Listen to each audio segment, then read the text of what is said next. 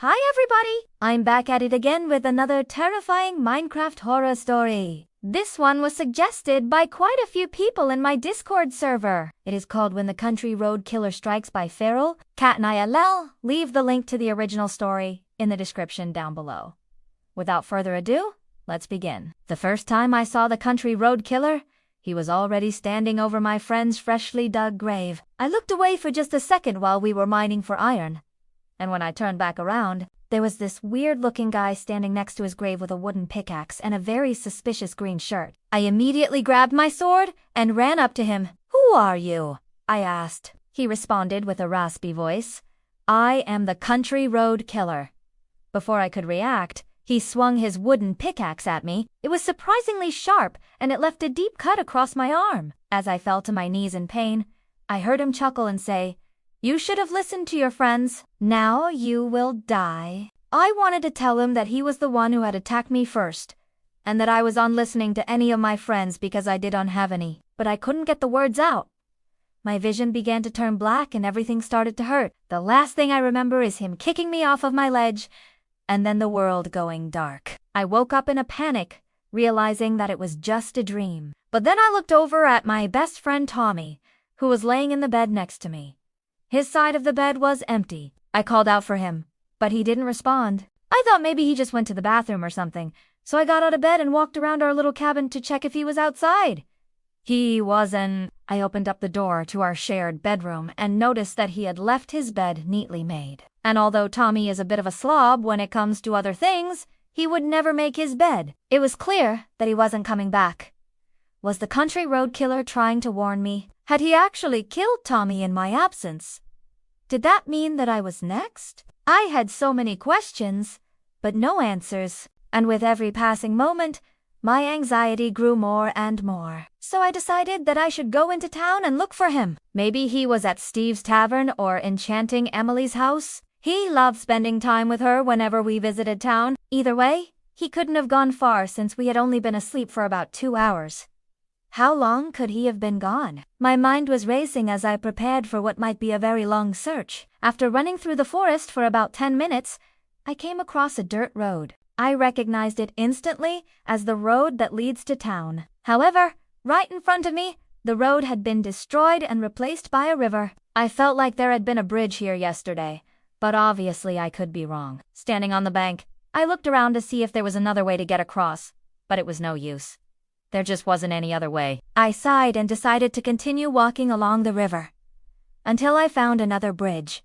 After all, rivers can't be that long. What could possibly be on the other side anyway? I continued walking, keeping an eye out for any signs of life. But all I saw were trees, rocks, bushes, and flowers. There was nothing here but nature. I started to feel a sense of dread wash over me. Why did it feel like I was being watched? Was the Country Road Killer following me? Had he done something to Tommy? These thoughts raced through my head as I picked up my pace. Then suddenly, something caught my eye. In the distance, I saw what looked like a wooden sign sticking out from behind a tree. Relief washed over me. Maybe there really was a bridge here after all. With renewed determination, I quickened my pace, and soon enough, I was standing in front of the sign. It read, "Beware of dog," which meant that there was definitely a house nearby. Maybe they could help me cross the river. Just then, I heard some rustling in the bushes and a loud bark. Out popped a small brown dog with floppy ears and a wagging tail. "Hey there, little guy," I said with a smile, but the dog just kept barking and growling, which was pretty weird since it didn't look very big or scary. I tried to pet it, but it snapped at me and took off running. That's when I noticed that it had a collar with a name tag attached to it. I bent down to get a closer look and read, "Beware." Okay? Maybe this dog really wasn't friendly, but still, I needed to get across the river. So I decided to just walk right past it. However, the dog quickly got in my way and wouldn't let me pass. It kept barking and nipping at my legs until I finally lost my patience. "Get out of here, you stupid dog!" I yelled and kicked at it. The dog yelped and ran away. Finally, I was able to move forward. As I stepped off the path and onto some gravel, I noticed a hole in the ground ahead of me. I slowed down to make sure I didn't trip, but it was too late. My foot landed in the hole and I fell flat on my face, groaning. I slowly lifted my head up and realized that I had fallen into a trap. All around me were spikes, lava, and TNT, and above me was a huge pile of dirt. I knew that if I moved, I would set off the TNT and blow myself to bits. So I just stayed still and waited for someone to find me. It must have been hours before I heard footsteps approaching. At first, I was too scared to call out, but then a raspy voice said, "Hello." I looked up and saw the same guy from my nightmare standing over me.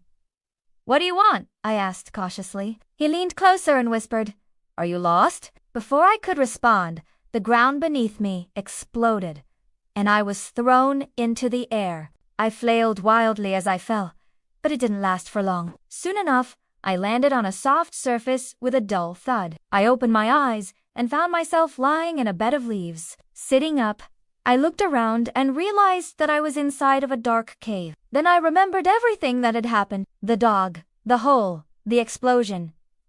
But where was the country road killer now? Was this the end? Or was there more to come? Before I could dwell on these thoughts for any longer, I heard some rustling coming from the shadows in front of me. I whipped around, grabbing my sword and shield, ready to defend myself. But whoever was hiding in the darkness remained motionless. Maybe it was just a wild animal, or maybe it was the country road killer. Just then, the figure stepped out into the light and revealed himself to be a villager. I lowered my guard slightly, but still remained on alert. "Hello?"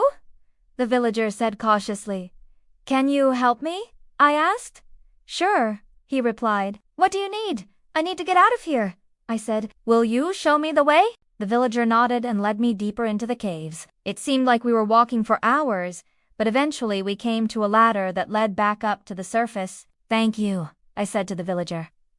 "You're welcome," he replied. "Be careful out there." Just like that, he disappeared into the darkness, and I was left alone in the bright sunlight. As I walked away from the cave, I couldn't shake the feeling that I was being watched. I quickened my pace, eager to put as much distance between myself and the cave as possible. Suddenly, I heard a familiar sound, the distinct, withering sound of a creeper. I spun around to face the source of the noise, but there was nothing there. Must have just been a bird or something, I thought.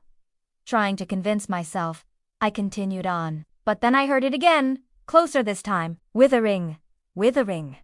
I froze in my tracks and slowly turned around. And that's when I saw him. The country road killer stood there with a menacing grin on his face and a wooden pickaxe in his hand.